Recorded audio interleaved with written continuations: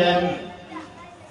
হযরত আদম আলাইহিস সালাম থেকে আমাদের নবী পর্যন্ত আল্লাহ তাআলা যত নবী রাসূল দুনিয়াতে প্রেরণ করেছেন, সকল নবী রাসূলগণকে আল্লাহ তাআলা ইলমে দ্বীনের খাজানা দান করেছিলেন, আসমানি ইলমের খাজানা দান করেছিলেন, আসমানি ইলমের খাজানা দান করেছিলেন।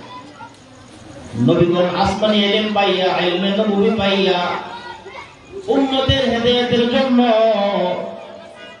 উম্মতের দ্বারে দ্বারে দুয়ারে দুয়ারে নবীগণ উম্মতকে জাহান্নামের পথ থেকে বাঁচাইবার জন্য, জান্নাতের প্রতি আহ্বান করার জন্য আল্লাহ তাআলা সমস্ত নবী রাসূলগণকে ইলমে দ্বীনের খাজানা দান করেছিলেন। হযরত আদম আলাইহিস সালাম থেকে আমাদের নবী পর্যন্ত হযরত ঈসা আলাইহিস সালাম সহ যত নবী রাসূলগণকে আল্লাহ তাআলা যে পরিমাণ ইলম দান করেছিলেন, এর চাইতে বেশি পরিমাণ ইলম আল্লাহ তাআলা আমাদের নবীজিকে দান করেছিলেন। নবীগণ ইলম পাইয়া, আসমানি ইলম পাইয়া কি করত? মানুষের দ্বারে দ্বারে দুয়ারে দুয়ারে কি করত? হেদায়েতের জন্য, সঠিক পথে পরিচালিত হওয়ার জন্য, জান্নাতের পথে আসার জন্য, আল্লাহকে পাওয়ার জন্য, বান্দাকে আল্লাহর সঙ্গে জোড়া লাগাবার জন্য আল্লাহ তাআলা সমস্ত নবী রাসূলগণকে ইলম দান করেছিলেন। তাহলে ইলম বড় দামি দৌলত, আসমানি ইলম। দুনিয়ার ধন সম্পদ দ্বারা আসমানি ইলম অর্জন করা যায় না, আসমানি ইলম কিনতে পাওয়া যায় না। আল্লাহ তাআলা যাকে দুনিয়া আখিরাতের কল্যাণ দান করেন, তাকে আল্লাহ তাআলা ইলমে দ্বীনের খাজানা শিক্ষা দিয়া দেয়। মুরব্বিরা আগে বসে, বাচ্চারা একদম চুপ করো। তো ইলমে দ্বীন দামি দৌলত। ইলম দ্বারা বান্দার সম্পর্কটা আল্লাহর সঙ্গে কি হয়ে যায়? ইলম আল্লাহ তাআলা যাকে ইচ্ছা, যাকে দুনিয়া আখিরাতের কল্যাণ দান করতে চান, তাকে আল্লাহ তাআলা কি করেন? ইলমে দ্বীনের খাজানা দান করেন, আসমানি ইলম দান করে। ইলম তো এক দামি দৌলত। সমস্ত নবী রাসূলগণকে আল্লাহ তাআলা কি করেছিল? ইলম দিয়েছিল। ইলমে দ্বীনের খাজানা পাইয়া সমস্ত নবী রাসূলগণ দ্বীনের দাওয়াত করেছেন, দাওয়াতি কাজ করেছেন ইলমে দ্বীনের মাধ্যমে। সমস্ত নবী রাসূলগণ নিষ্পাপ ছিলেন, মাসুম ছিলেন। কোন নবী নবুয়তের আগে অপরাধ করে নাই, নবুয়তের বড় অপরাধ করে নাই। ইলমে দ্বীনের খাজানা পাওয়ার পরে, কারণ ইলম এমন একটা দামি দৌলত, যার ভিতরে আল্লাহ তাআলা ইলম দান করবেন, তাকে আল্লাহ তাআলা তাকওয়ার সবচেয়ে বড় দৌলত দান করবে। ইলম যার থাকবে, তার ভিতরে আল্লাহ তাআলার প্রকৃত কি থাকবে? ভয় থাকবে। ইলমে দ্বীনের খাজানা অর্জন করার কারণে সমস্ত নবী রাসূলগণ আল্লাহ তাআলার সবচেয়ে বেশি ভয় করত। আল্লাহ নবী একদিন বলতেছেন, হে আমার সাহাবায়ে কেরাম, আমি তোমাদের মধ্যে আল্লাহ তাআলার সবচেয়ে বেশি ভয় করি। উলামায়ে কেরাম বলেন, কেন ভয় করতেন আল্লাহর নবী আমাদের মধ্যে আল্লাহ তাআলাকে? উলামায়ে কেরাম বলেন, আল্লাহর নবীর ভিতরে আল্লাহ তাআলা ইলমে দ্বীনের খাজানা সবচেয়ে বেশি দান করেছিলেন। এই জন্য আল্লাহর নবী সরকারে দু আলম আখির নবী জনাবে মুহাম্মদুর রাসূলুল্লাহ সাল্লাল্লাহু আলাইহি ওয়াসাল্লাম আল্লাহ তাআলাকে সবচেয়ে বেশি ভয় করতেন। ইলম থাকলে বান্দার নামাজ সুন্দর হয়ে যায়। ভিতরে ইলম থাকলে বান্দার কোরআন তেলাওয়াত সুন্দর হয়ে যায়। ইলমে দ্বীনের খাজানা থাকলে বান্দার আমল শুদ্ধ হয়ে যায়, আখলাক শুদ্ধ হয়ে যায়। ইলমে দ্বীনের খাজানা থাকলে বান্দার দুনিয়ার জিন্দেগি দামি হয়ে যায়, মূল্যবান হয়ে যায়। দিলের ভিতরে ইলমের খাজানা থাকলে বান্দার সম্পর্ক আল্লাহ তাআলার সঙ্গে হয়ে যায়। ইলমে দ্বীনের খাজানা থাকার কারণে সমস্ত সাহাবায়ে কেরাম আল্লাহ তাআলার সবচেয়ে বেশি ভয় করছেন। এই বাচ্চা কথা বললে মাকে পুরো সুস্থ, এই তিলা কমে লাগতো না। ইলমে দ্বীনের খাজানা থাকার কারণে হযরত আবু বকর সিদ্দিক রাদিয়াল্লাহু আল্লাহ তাআলার সবচেয়ে বেশি ভয় করছেন। এলমে দ্বীনের খাজানা থাকার কারণে ওমর ইবনে খাত্তাব রাদিয়াল্লাহু আল্লাহ তাআলার সবচেয়ে বেশি ভয় করছেন। এলমে দ্বীনের খাজানা থাকার কারণে হযরত উসমান গনি রাদিয়াল্লাহু আল্লাহ তাআলার সবচেয়ে বেশি ভয় করছেন। এলমে দ্বীনের খাজানা থাকার কারণে হযরত আলী রাদিয়াল্লাহু আল্লাহ তাআলার সবচেয়ে বেশি ভয় করছেন।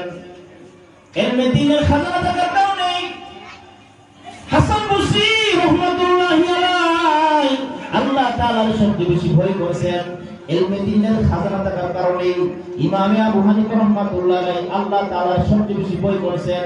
এলমে দ্বীনের খাজানা থাকার কারণে ইমাম মালিক রাহমাতুল্লাহি আলাইহি আল্লাহ তাআলার সবচেয়ে বেশি ভয় করেছেন। তাহলে ইলম থাকলে বান্দার দিলের ভিতরে আল্লাহর ভয় কি থাকবে? সবচেয়ে বেশি থাকবে। ইলমের কাজই হলো বান্দাকে আল্লাহর সঙ্গে কি করবে? জোড়া লাগায়া দিবে। গুনাহগার বান্দারে আল্লাহ তাআলার সঙ্গে ভাও করে দিবে, জোড়া লাগায়া দিবে। ইলমে দ্বীনের খাজানা থাকার কারণে ইমাম শাফিঈ রাহমাতুল্লাহি আলাইহি আল্লাহ তাআলার সবচেয়ে বেশি ভয় করেছেন। ইলমে দ্বীনের খাজানা থাকার কারণে ইমাম আহমদ ইবনে হাম্বল রাহমাতুল্লাহি আলাইহি আল্লাহ তাআলার সবচেয়ে বেশি ভয় করেছেন। ইলমে দ্বীনের খাজানা থাকার কারণে ইমাম বুখারী রাহমাতুল্লাহি আলাইহি আল্লাহ তাআলার সবচেয়ে বেশি ভয় করছেন। ইলমে দ্বীনের খাজানা থাকার কারণে ইমাম মুসলিম রাহমাতুল্লাহি আলাইহি আল্লাহ তাআলার সবচেয়ে বেশি ভয় করেছেন। ইলমে দ্বীনের খাজানা থাকার কারণে ইমাম তিরমিজি রাহমাতুল্লাহি আলাইহি আল্লাহ তাআলার সবচেয়ে বেশি ভয় করেছেন। প্রাক্তন যারা নাকি ধারাবাহিক ভাবে যে যত বড় আলেম হয়েছেন, যে যত বড় আল্লাহওয়ালা হয়েছেন, সকলের ভিতরে ইলমে দ্বীনের খাজানা আল্লাহ তাআলা রাখছে। ইলম ছাড়া বান্দার নামাজটাই কি হবে না? শুদ্ধ হবে না। বলেন না, নামাজের মাসালা মাসেল না জানলে, কোরআন তেলাওয়াত শুদ্ধ না হলে নামাজ হবে না। নামাজ হবে দোয়া কোনো তাসবিহ হবে না হলে, শুদ্ধ না হলে নামাজ হবে না। তাশাহুদ, দুরূদ শরীফ, আর যত দোয়াগুলো আছে, সূরা ফাতিহা শুদ্ধ না হলে নামাজ হবে না। আর যত নামাজের ইলম আছে, এইগুলি না জানলে, এই মাসালাগুলি না জানলে বলেন নামাজ হবে? নামাজ হবে না। এই জন্য ইলমে দ্বীন যার ভিতরে যত বেশি থাকবে, সে আল্লাহ তাআলার সঙ্গে তত তার সম্পর্ক হয়ে যাবে। ইলমে দ্বীনের খাজানা থাকার কারণে হিন্দুস্তানের শাহওয়ালিউল্লাহ মুহাদ্দিস দেহলভী রাহমাতুল্লাহি আলাইহি আল্লাহ তাআলার সবচেয়ে বেশি ভয় করেছেন। ইলমে দ্বীনের খাজানা থাকার কারণে শাহ আব্দুল আজিজ মুহাদ্দিস দেহলভী রাহমাতুল্লাহি আলাইহি আল্লাহ তাআলার সবচেয়ে বেশি ভয় করেছেন। ইলমে দ্বীনের খাজানা থাকার কারণে কাসিম নারদুবী রাহমাতুল্লাহি আলাইহি আল্লাহ তাআলার সবচেয়ে বেশি ভয় করে গেছেন। ইলমে দ্বীনের খাজানা থাকার কারণে ইয়াকুব নানতুবী রাহমাতুল্লাহি আলাইহি আল্লাহ তাআলার সবচেয়ে বেশি ভয় করে গেছেন। ইলমে দ্বীনের খাজানা থাকার কারণে রশিদ আহমদ গঙ্গুহি রাহমাতুল্লাহি আলাইহি আল্লাহ তাআলার সবচেয়ে বেশি ভয় করে গেছেন। ইলমে দ্বীনের খাজানা থাকার কারণে হাকিমুল উম্মাহ শাহ আশরাফ আলী থানভী রাহমাতুল্লাহি আলাইহি আল্লাহ তাআলার সবচেয়ে বেশি ভয় করে গেছেন। ইলমে দ্বীনের খাজানা থাকার কারণে সৈয়দ হোসেন আহমদ মাদানী রাহমাতুল্লাহি আলাইহি আল্লাহ তাআলার সবচেয়ে বেশি ভয় করে গেছেন।